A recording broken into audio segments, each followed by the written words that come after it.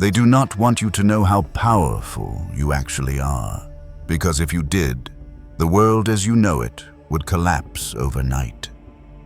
Psychic powers are not fiction, they are forgotten. Your intuition, telepathy, remote viewing, even the ability to shift probabilities, they are not rare gifts. They are native faculties, sleeping in plain sight. Since childhood, you have been told to shut up, sit still, memorize, and never question what is possible. That was not guidance, that was suppression. What if the thoughts in your head were not just noise, but frequencies? What if the images in your mind were not imagination, but early-stage creation? You have been trained to laugh at psychic ability, to write it off as mysticism or madness. But deep down, you have always known something was off, like you were meant to remember something that no one ever taught you. You are not here to observe reality. You are here to command it. This is not a lesson. This is an initiation, and it starts now. You were taught that thoughts live inside your head, private echoes bouncing in your skull, harmless and self-contained. But that was the first lie. Thought is not passive. It is not invisible. It is not even yours in the way you have been led to believe. Thought is energy. It vibrates, it radiates, it reaches. And like electricity through a wire or a broadcast signal through open air, your thoughts do not stay inside you. They move outward, shaping the fabric of your reality without your permission and often without your awareness. The world does not happen to you. It responds to you. Every emotion you feel, every image you replay, every belief you carry projects into the world like a magnet attracting its match. You are not just reacting to the day. You are summoning it unconsciously.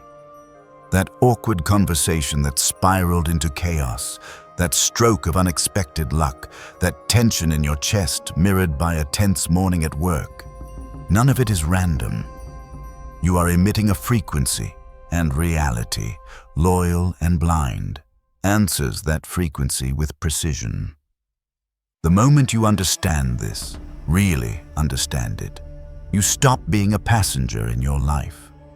You realize you have been holding the wheel the entire time. Most just do not know they are steering. And this is not just some cute spiritual phrase to stick on a t-shirt. It is the law. A broadcast always returns with a signal, and your thoughts are not whispers, they are blueprints. You have already seen this.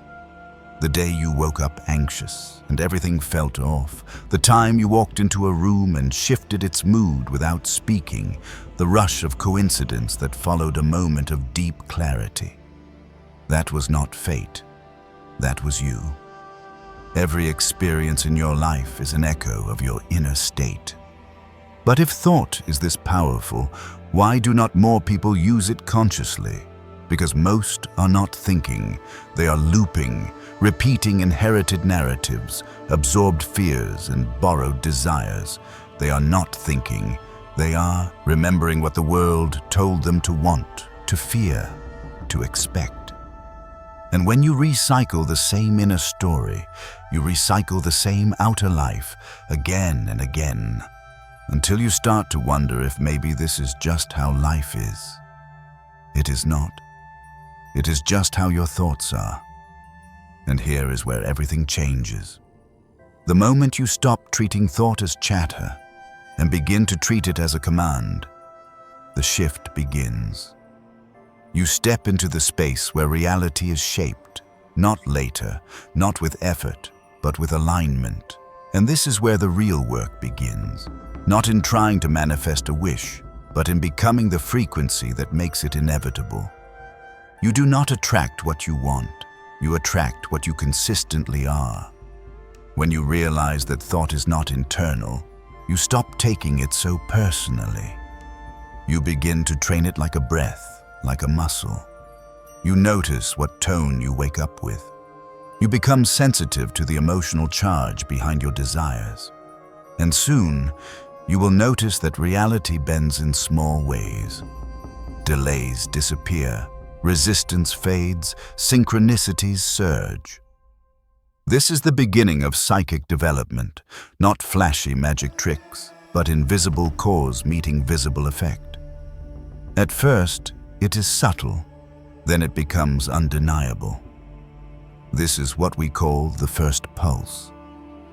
The first pulse is the moment your mind begins emitting a new signal, one that is not dictated by the world, but is chosen by your will. It is the threshold where your inner vibration starts aligning with a reality you were previously locked out of. The shift is not loud, it is not dramatic, it is not even immediate, but it is precise. You start to notice that your inner state is no longer a secret. It is reflected in your conversations, your health, your timing, your outcomes. Thought stops being a reaction and becomes a tool, a blade, a current. And once you experience that first pulse, the door to the rest opens. You no longer live waiting for permission, for signs, for someone to validate your next step. You begin to sculpt the day with a deliberate tone. You become the tuning fork instead of the noise. You realize the most powerful force in your life is not what you do. It is what you think, repeatedly, emotionally, and with conviction. You are not just a person navigating a world. You are a signal shaping it. The first pulse is just the beginning. Most people believe they are thinking. They are not. They are being thought by the world, by habit, by 1,000 silent voices they never chose but carry like second skins. Walk down any street, sit in any classroom, scroll through any feed, you will see it. Thought's not sovereign there. It is reactive, fragmented, and scattered like leaves in the wind. The average mind is not a commander, but a captive, running loops. It did not write, chasing feelings it cannot explain, and fearing outcomes it has already scripted in advance. This is the hidden architecture of modern life. Your mind has been colonized, not with chains, but with noise, conditioning, repetition, suggestion. You are told what to want, what to fear, what to admire. You are trained to silence the inner voice unless it agrees with the dominant narrative. And when you do try to think for yourself, to feel a truth deeper than the noise, the world rushes in to correct you. It calls you irrational. It calls you selfish. It calls you naive. And slowly, piece by piece, you abandon the throne of your own awareness. You become a follower in your own mind. But the throne never disappears. It waits, silent, centered, untouched by the tides of thought. That throne is your birthright. It is not built on logic or emotion, but on awareness. Not the kind of awareness that watches quietly in meditation and then forgets, but the awareness that chooses where to place its attention, what thoughts to allow, what beliefs to dismantle. Sovereignty begins not with control, but with clarity. It is the recognition that you are not your passing moods, your fleeting urges, or your recycled fears. You are the one who sees them, the one who can command them. You are the eye behind the noise. When you begin to live from that eye, everything changes. You no longer panic when fear arises. You do not spiral when doubt creeps in. You see them, you name them, and you let them pass like weather. And slowly, the winds lose their grip. The inner throne becomes more than an idea. It becomes your seat of power, a place you return to with every breath, every decision, every moment of awareness. From there, you do not fight the mind, you direct it. You do not obey emotion, you refine it. You do not get pulled by the world's endless emergencies. You observe, choose, and act with intention. The world does not teach this. It teaches you to obey. It rewards you for repeating what you have been told. It celebrates agreement and punishes disruption. And so, most people never meet their true mind. They live in the outer layers, reactions, opinions, borrowed thoughts. They speak from memory, not from knowing. But when you step back, just once, and ask, who is thinking this thought? You tear a hole in the veil. You create space. And in that space, sovereignty is born. Reclaiming the throne is not about becoming cold, rigid, or mentally distant. It is about becoming deliberate. It is about choosing your mental environment with the same care you choose the people in your home. You stop tolerating the inner critic. You stop hosting doubt as if it were wisdom. You stop entertaining guilt as if it were truth. The sovereign mind is not obsessed with positivity. It is rooted in truth. And truth, when felt clearly, is quiet, focused, and uncompromising. Once you begin living from that center, psychic development becomes inevitable because now your energy is not being drained by contradiction. Your will is not being scattered across 100 half-beliefs. You become aligned, and alignment is what unlocks the faculties that once seemed mythic. Intuition sharpens, insight pierces deeper, and the world responds to your presence, not just your actions. This is why the ancients did not separate magic from discipline or power from awareness. They knew that before one could move objects, they must first master attention. Before one could perceive beyond the veil, they must clear the fog within. The mind is the temple, the will is the priest, and thought, when placed upon the altar with clarity, becomes an invocation. The world does not need more noise. It needs more sovereignty, and it starts with this. Sit upon the throne of your mind, not as a tyrant, not as a child, but as the silent architect who knows that every thought permitted is a seed, and the world you walk through tomorrow will grow from what you allow to root today. You have been taught to fear your emotions, to treat them like flaws, malfunctions, or dangerous storms that should be hidden, silenced, or medicated. But the truth is, your emotions are not obstacles. They are energy, raw and unfiltered, waiting to be shaped.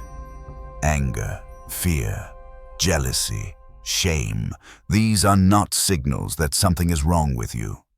They are invitations, signals of untapped power, unprocessed truth, and unrealized potential. The system that raised you never taught this, because emotional sovereignty is the gateway to real freedom. And freedom is the one thing the system cannot sell, tax, or control. Emotional alchemy begins when you stop asking how to get rid of uncomfortable feelings and start asking what they are made of. Fear, at its root, is perception sharpened by uncertainty. Anger is love poisoned by injustice. Jealousy is a signpost toward your own forgotten desires. These are not enemies. They are elements: lead, iron, mercury. And, as any alchemist knows, base metal is not useless. It is the material through which gold is made, but only if you learn to work with it. Most people do not. They repress, suppress, or explode. They avoid emotional discomfort like a virus, not realizing that avoidance is what gives it power. When you suppress a feeling, you do not neutralize it, you amplify it. You drive it deeper into the subconscious, where it begins to shape your thoughts, your choices, your frequency. The feeling does not disappear. It embeds itself. And from there, it begins to vibrate below the surface, sending out signals you are not even aware you are transmitting. This is why your emotional state matters more than your intentions. You can visualize success, speak affirmations, and recite mantras, but if your dominant emotional frequency is fear or lack, those words are static. The signal does not get through. Reality does not respond to what you pretend to feel. It responds to what you actually are. This is the forgotten principle behind all psychic power.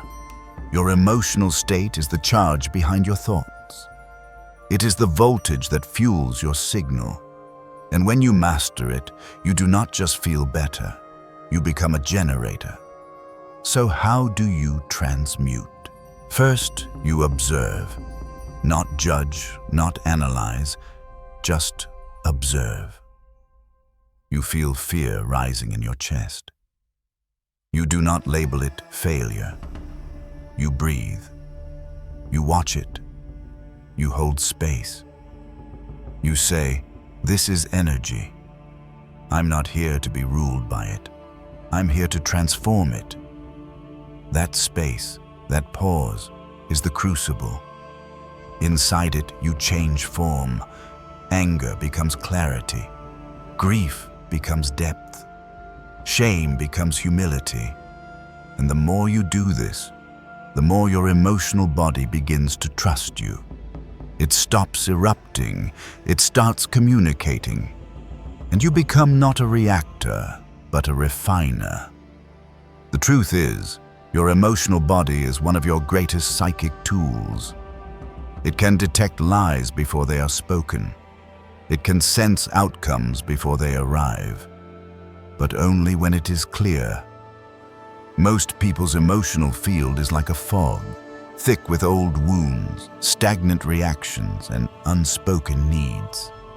To develop real psychic clarity, you need emotional clarity, not numbness, not detachment, clarity.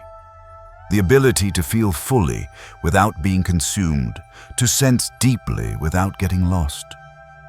This is the art of emotional alchemy.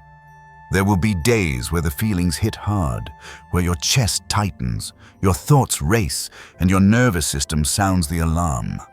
That is not a weakness, that is the system surfacing. That is old patterns trying to rerun their loops. But now you are awake. Now you know that every time you sit with a difficult feeling, without reacting, without collapsing, without outsourcing your power, you are breaking a chain. You are choosing evolution over survival, creation over reaction. Over time, this becomes instinct. You do not fear emotions, you listen to them. You do not suppress them, you redirect them. You begin to feel more, not less, but with that feeling comes freedom, because now nothing inside you owns you. You own it. And when you reach that state, your psychic signal becomes clean, precise, and magnetic. You stop manifesting chaos. You stop repeating old cycles. You stop leaking power.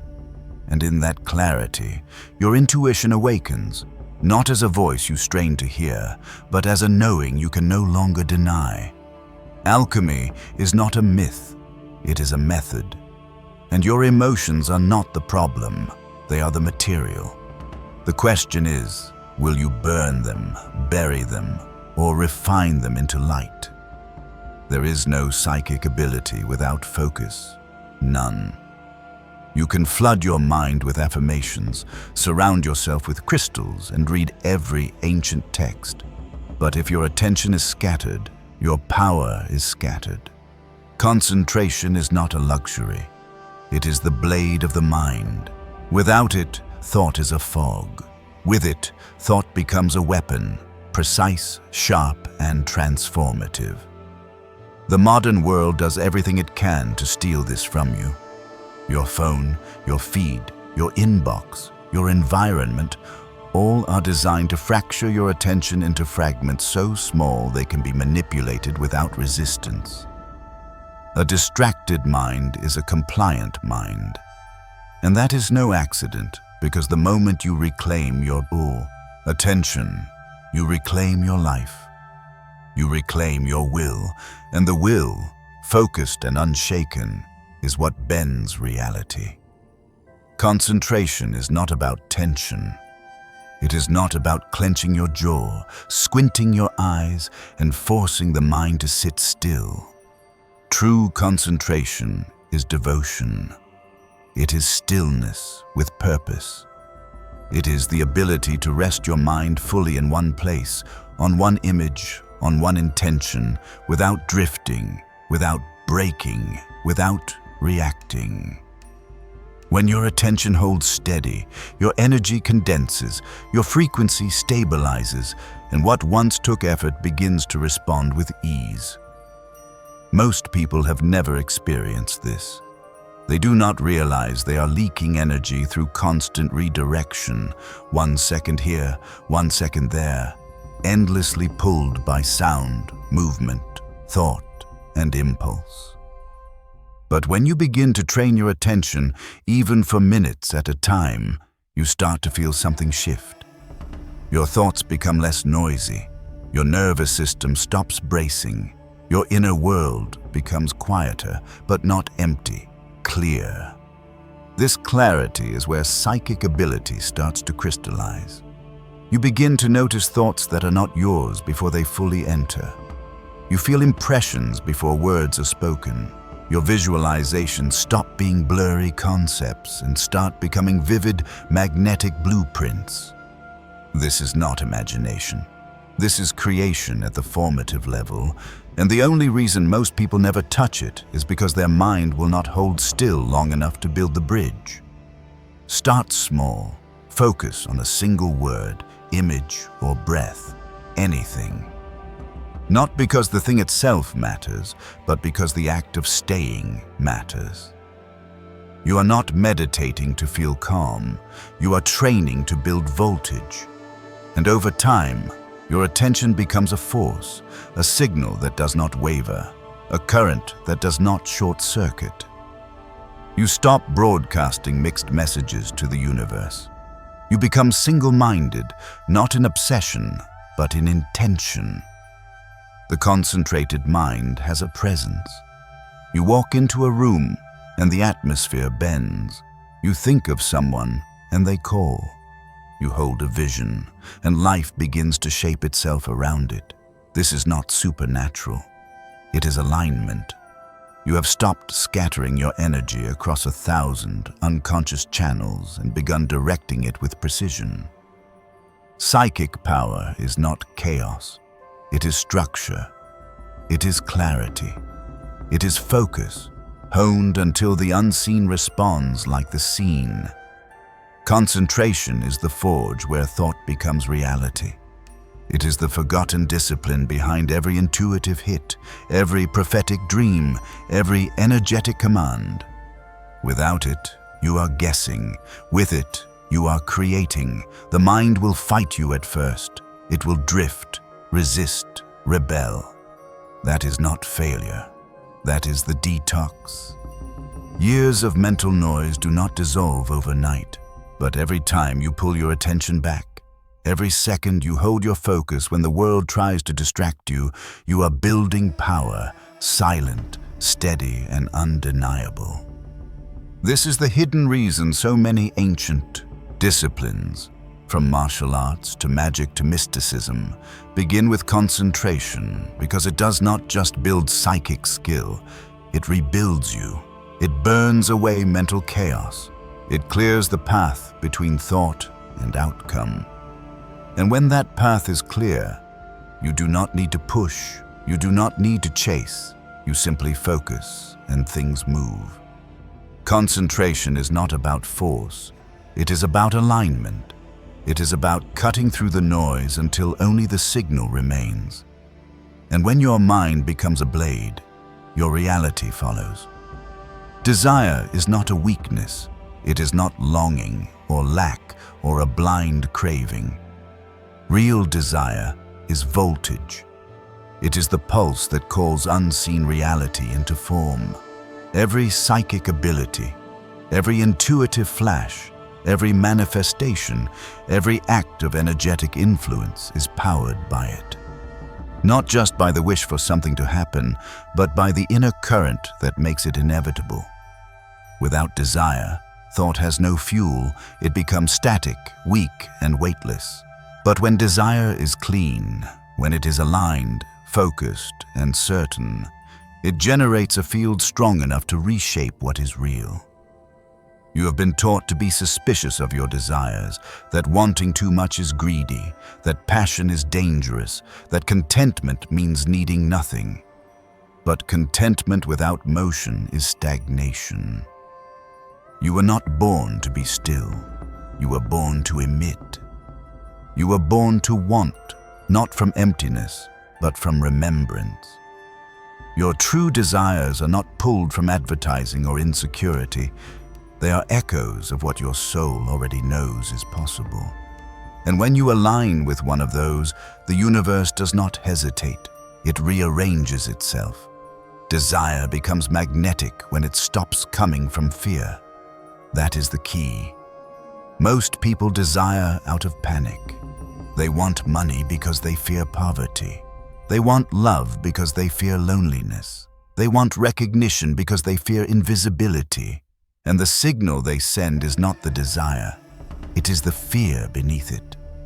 That is what the world responds to. So they struggle, they hustle, they pray, but their reality remains unchanged because the frequency has not shifted. They are still broadcasting the wound, not the truth. But when you tap into true desire, desire that comes from clarity, not desperation, you become unstoppable. Because then your thoughts carry conviction. Your vision is not hopeful, it is anchored. You're not trying to get something, you're calling it into place.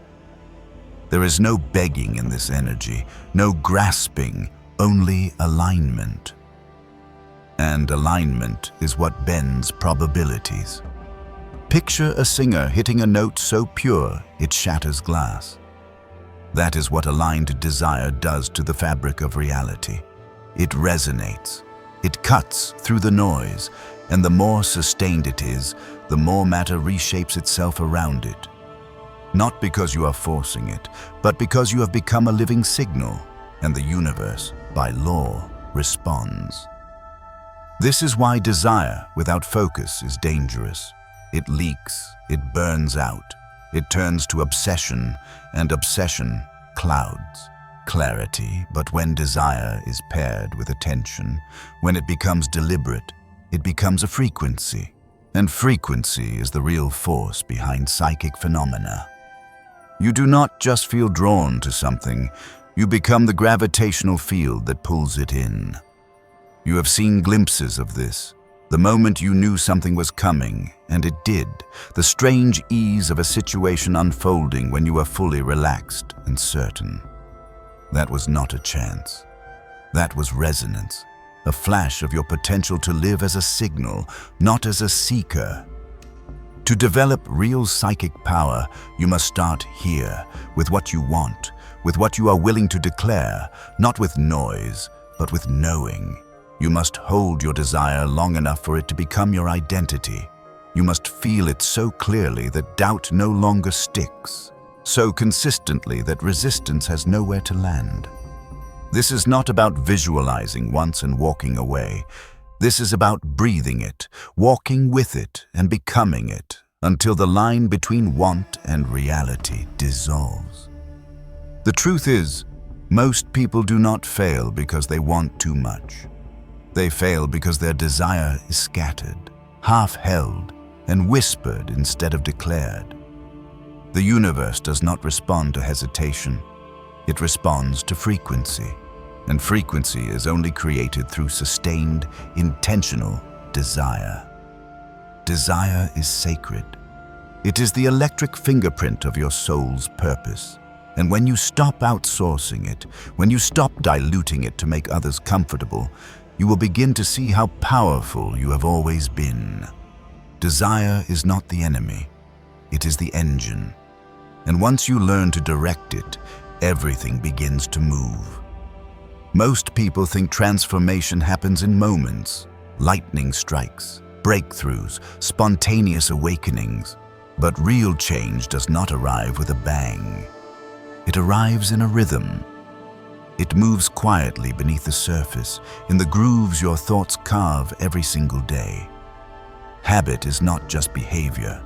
Habit is frequency made permanent.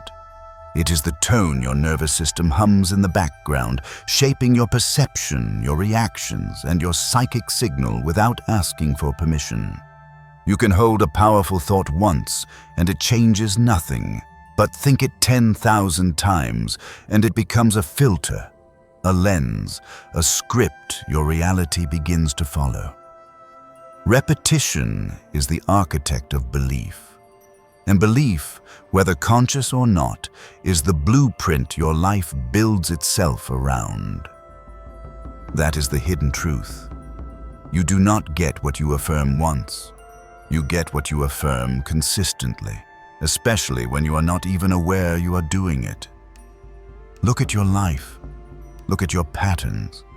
The way you speak about yourself, the stories you tell when no one is around, the thoughts you return to in stillness.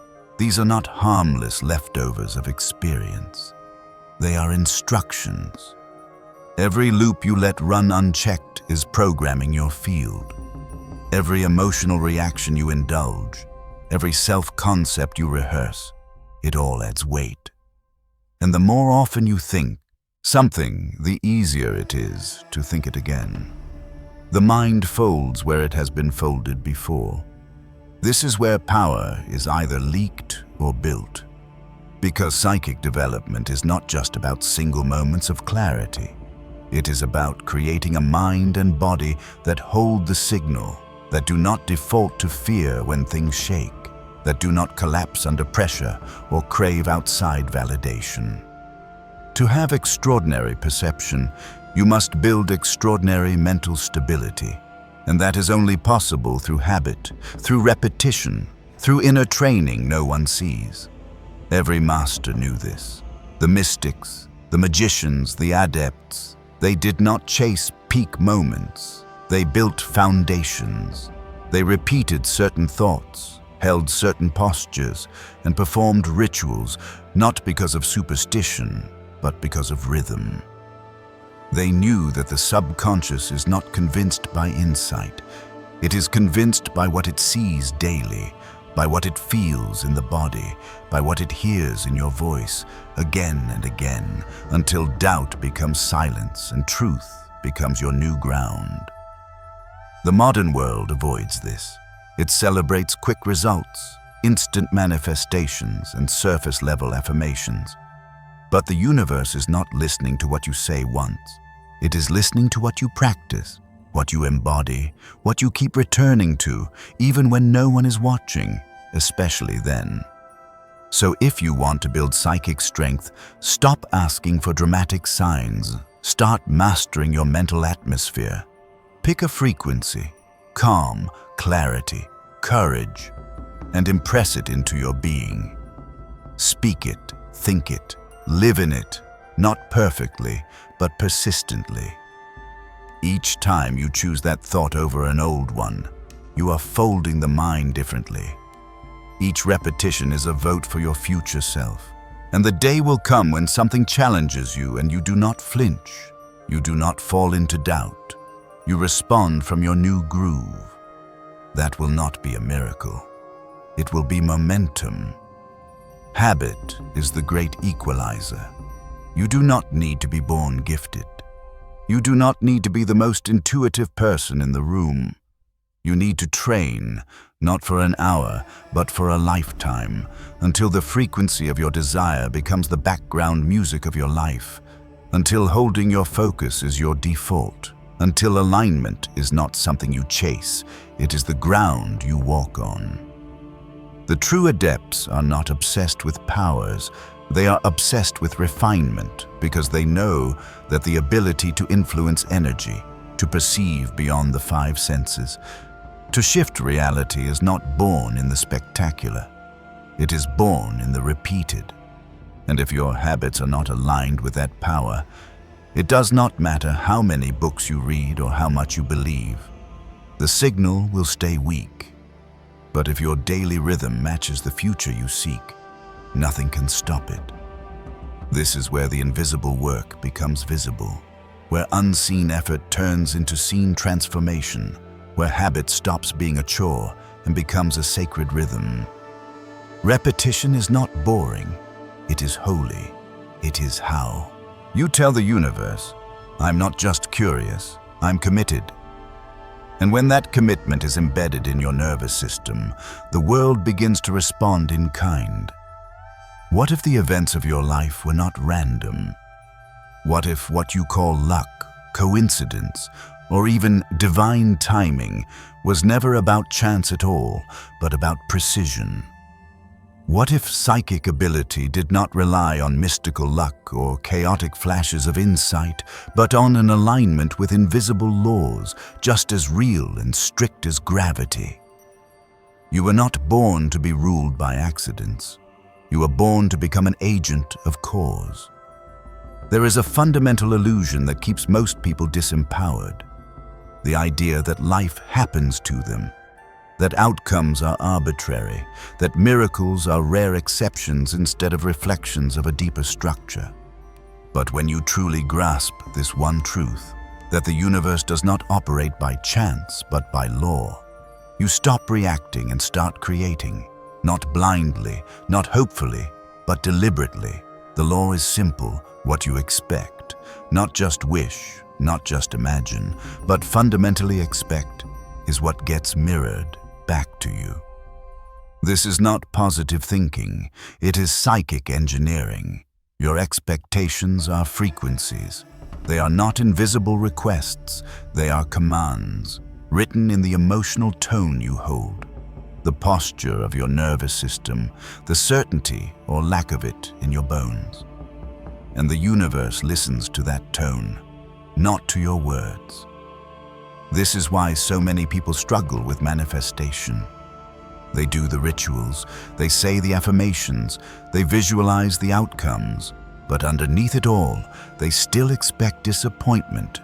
They hope but do not believe. They ask but do not align. So nothing moves. Because energy does not respond to surface-level input. It responds to the deep code, to what you carry when no one is watching. That code is shaped by law, the law of vibration, the law of assumption, the law of resonance. These are not abstract ideas, they are the mechanics of reality. You do not see them, but you feel them. You have felt how one person walks into a room and everything shifts. You have felt how your mood changes when someone speaks from a place of certainty, from depth. That is not magic. That is alignment with law. You are not here to manipulate reality through tricks or shortcuts. You are here to attune to it so deeply that reality has no choice but to reflect you. That is the real power of psychic development, not to escape the laws, but to master them, to stop reacting to external chaos and start tracing it back to an internal structure. Because once you understand the root cause, you can change the outcome every time. When you live by law, you stop gambling. You stop waiting for signs. You become the sign. You walk with the energy of inevitability, not desperation, and it shows. People respond differently. Time bends. Synchronicities increase. Not because the universe is being generous, but because you are finally tuned to the same frequency it has been, broadcasting all along. The moment you stop believing that your life is dictated by chance is the moment you start operating at a higher level of reality. From here, cause is no longer external. It is internal. You create from alignment, not effort, from intention, not force. That is where the psychic gifts you have been chasing begin to unlock, because you are no longer fighting the current. You have become it. Most people fear this kind of power because it comes with responsibility. If everything in your life is shaped by your inner state, then you cannot blame the world anymore. You cannot pretend to be a victim of fate. You have to own your frequency, but within that ownership lies total freedom. Because once you understand how the machine works, you can stop being a passenger. You take the controls. Here is the irony. What we call supernatural is usually just natural law, misunderstood or ignored. Clairvoyance, intuition, synchronicity, these are not glitches in the matrix. They are glimpses into how the matrix actually runs. You are already plugged into the laws. The question is, are you aligned with them or are you fighting them? And if that thought makes you uncomfortable, good. Discomfort is a sign that the truth is pressing up against the limits of your old identity. Let it break through. Because the moment you realize life responds to law, not to luck, you stop waiting. You start commanding. Awakening is not an event, it is a return. A return to the seat of power you never truly lost, only forgot. Because the truth is, you already are everything you have been seeking. The psychic potential you crave is not something to be added.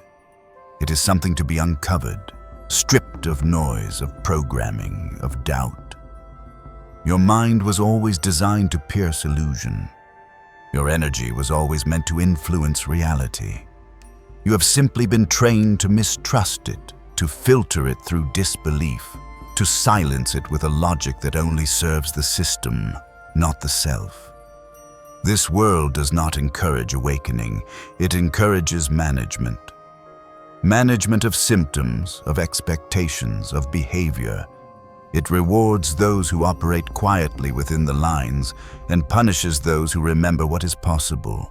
But once you see the mechanics of control, once you feel how your thoughts are tuned, how your desires are shaped, how your focus is redirected, you cannot unsee it. That is the fracture point. That is when the veil lifts, not through force, but through awareness. You realize the system never had real power. It only had your agreement. Reclaiming your psychic self means withdrawing that agreement. Not loudly, not with rage, but silently and steadily. By no longer feeding the identities that keep you small. By no longer anchoring your sense of self in limitations you never chose. By breaking the invisible contracts that keep you performing someone else's idea of reality. This is where everything begins to change. You stop asking for proof and start feeling for resonance. You stop waiting for permission and start listening to the voice that was always buried beneath the noise. The one that whispers not in words, but in knowing. The one that does not beg, does not bargain, does not shout. It just speaks truth, clean, direct, and undeniable. That voice is your guide, your compass, your lifeline to the deeper architecture of reality. And the more you honor it, the louder it gets. The more you follow it, the clearer the path becomes. Synchronicities are not accidents. They are confirmations, echoes of a self that already knows the way. The mistake most people make is waiting to feel ready before they begin. But readiness is not a feeling, it is a decision. You decide to wake up. You decide to trust your knowing over the rules. You decide to act as the being you are, not the one you are trained to be. That one shift, just one, sends ripples through your entire field. The energy moves differently. Opportunities realign. People start treating you differently. Not because you told them to, but because your frequency did. And this is the real beginning of power. When you no longer use your psychic sensitivity to escape life, but to sculpt it. Not to bypass the world, but to command it from a higher order of being. You are no longer reacting to circumstances. You are emitting a signal that changes them. You are not reading people. You are reading patterns. You are not hoping for a better future. You are architecting it in real time with your thought, feeling, and intent. Now, ask yourself, if this is possible, and it is, why have you not done it yet? What belief still tells you that you are not ready, that you need more time, more signs, more validation? That belief is not truth, it is programming. And you can let it go right now. Not when you have meditated for 30 days, not when your life is perfectly in order, but now. Because power is not in the future, it is in presence. It is in the exact moment you decide that you will no longer wait to become who you already are. If you have made it this far, you already feel it, the shift, the recalibration, and you know, deep down, that this is not just information, it is remembrance. And the question is not, is this real? The question is, what would change if I acted like it was? This is the path of sovereignty, of psychic clarity, of an inner authority that cannot be faked or borrowed or bought. And yes, it is uncomfortable at times. It will demand that everything that is not real fall away. But what you gain in return is immeasurable. A life lived by design, not by default. A mind that no longer obeys fear. A spirit that no longer apologizes for its power. The final lie they told you is that awakening is the end of the road, that once you realize the truth, it is over. You have made it. But the truth is, awakening is not an ending, it is a threshold, a point of no return. Because once you see that your thoughts are power, your emotions are voltage, and your focus is a sculptor of worlds, you do not just awaken, you evolve. You enter a different way of being, one that does not move from survival, but from sovereignty. This is where psychic development stops being about abilities and becomes about responsibility. Not the kind imposed by guilt or pressure, but the kind born from clarity. You start to realize that every word you speak, every image you hold, every tone you emit, it goes somewhere. It shapes something, whether that is your future, your relationships, or the unseen matrix around you. Nothing you do is neutral. Energy moves, and now you are moving it on purpose. You become deliberate, not rigid, but intentional. You stop living to impress and start living to express. You do not need approval because you have felt the clarity of alignment. You do not crave control because you have tasted the flow of surrender. This is not detachment, this is mastery.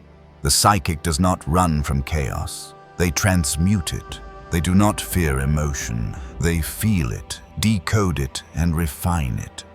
Because now they know that everything is data, everything is a signal, everything is feedback from a reality that reflects, not judges. But here is the shift that changes everything. You stop trying to get psychic powers. You realize you are the power. And instead of chasing more, you deepen what already is. You fine-tune your intuition until it is no longer a whisper. It is a compass. You strengthen your vision until your thoughts are not just visualized. They are received by reality as instructions. You hold a presence so precisely that people feel it before you speak. You begin to live from the inside out. The world no longer tells you who you are. You tell it what is real, not with force, but with frequency, not with argument, but with embodiment. Your presence becomes your proof. Your field becomes your message. People ask, how do you know things you shouldn't? Or, why do things just seem to work out for you? But they are asking the wrong question. It is not about luck. It is about law. It is about resonance. You stopped tuning into the noise and started broadcasting a signal, and now the world is tuning into you. This is what it means to live beyond human. Not to float above life, but to drop so deeply into it that every interaction becomes a ritual, every challenge becomes a mirror, and every day becomes a training ground for refinement. You are no longer just navigating the system. You are rewriting your code, and with it, the code of your reality. So what now? You do not go back to sleep. You go deeper. You teach others, not by convincing, but by living. You surround yourself with clarity, with creation, with those who reflect your highest frequency back to you, not to flatter, but to sharpen. And if they do not yet exist, you become the signal that calls them in. Your field builds the new world. This knowledge was hidden not because it was false, but because it was too real, too liberating, too powerful. The time for secrecy is over. The scrolls have been unrolled, the walls are cracking, and the voice that has been whispering in your chest since childhood is growing louder. It is time to stop waiting for someone to activate you. You are the activation. You are the technique. You are the field. And every step from here is yours to shape. If this video resonated with you, let us know by commenting, "I understood it."